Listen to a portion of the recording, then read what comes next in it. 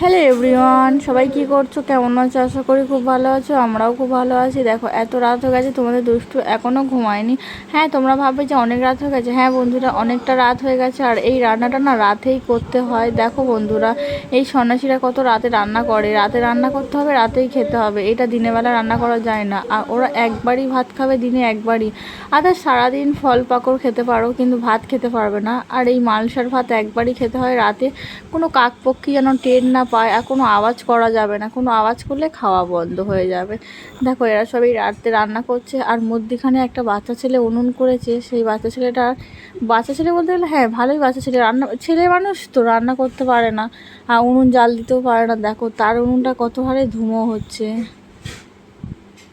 দেখো আর তোমাদের দুষ্টুও পারে, দেখো এখনও ঘুমায়নি, তার দাদার কোলে আর পিসির কোল করছে শুধু। আর এপারে দেখো সব রান্না করছে সারি সারিভাবে। আর আমি ভাবলাম যে একটু ভিডিওটা করে নিই, বাট পরে দেখাতে পারবো বা তোমাদেরকে একটু দেখাবো। তোমাদের ওখানে কেমন নিয়ম তো আমরা জানি না বন্ধুরা, বাট আমাদের এখানে এই নিয়মটা যে রাতে রান্না করতে হয় আর রাতেই খেতে হয়, আর খাওয়া যায় না।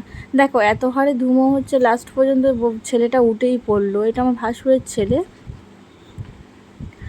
দেখো উঠে পড়েছে, এত হারে ধুমো হচ্ছে। আর দেখো পাশের জনটা দেখো গামছা মাথায় দিয়ে চোখ বন্ধ করে আছে, চোখ থেকে টপ টপ করে জল পড়ছে।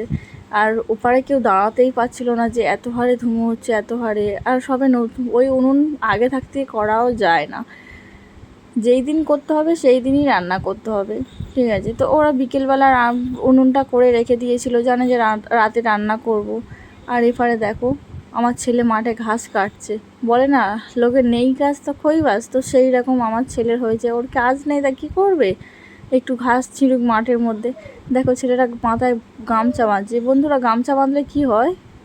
তো কেউ যদি জানো প্লিজ আমাকে কমেন্ট করে বলো প্লিজ একটু। আর আমার না ভিডিওটা এডিট যখন করছি তখন আমার এতটা দমের কষ্ট হচ্ছে কেন জানি না, কিন্তু আমি ভয়েস করতেই পারছি না। তোমরা আমার ভয়েসটা শুনে হয়তো বলবে যে এমন হাঁপাচ্ছ কিসের জন্য, কিন্তু না বন্ধুরা, আমার অনেকটা কেমন একটা কষ্ট কষ্ট লাগছিল।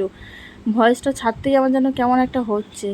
তার সত্ত্বেও আমি তোমাদের কাছে ভিডিওটা এডিট করে দিলাম। তো ভিডিওটা যদি ভালো লাগে তোমাদের কাছে, একটু লাইক কমেন্ট শেয়ার আর সাবস্ক্রাইব করে দিও প্লিজ গাইস। দেখো যেইটুকুনি পাচ্ছি তোমাদের কাছে তুলে ধরার চেষ্টা করছি। তোমরা না যদি সাথে পাশে থাকো তাহলে ভিডিও দিতেই ভালো লাগবে, কি ভালো লাগবে না? তো তেমনি বন্ধুরা, দেখো আমি যেইটুকুনি পাচ্ছি তোমাদের কাছে দিচ্ছি। আর তোমাদের দুষ্টু এপারে দেখো শেষ পর্যন্ত তোমাদের দুষ্টু মাটি খাবে, মাটি খাওয়ার জন্য উঠে পড়ে লেগেছে। আর গাইস, আমি এমন টাইমে ভিডিও শুরু করেছিলাম না, কি বলবো, এত হারে ঝড় উঠেছে। আমি শেষ পর্যন্ত কি বলবো পেছনে দেখাতে পারছিলাম না, যেহেতু অন্ধকার পেছনে। আর তোমাদের দাদা এপারে ধরে রাখছে, যেই ধরে রাখছে সেই চলে যাচ্ছে, যেই ধরে রাখছে সেই চলে যাচ্ছে। ও একটু থাকবে না, ও মাটি খাবে।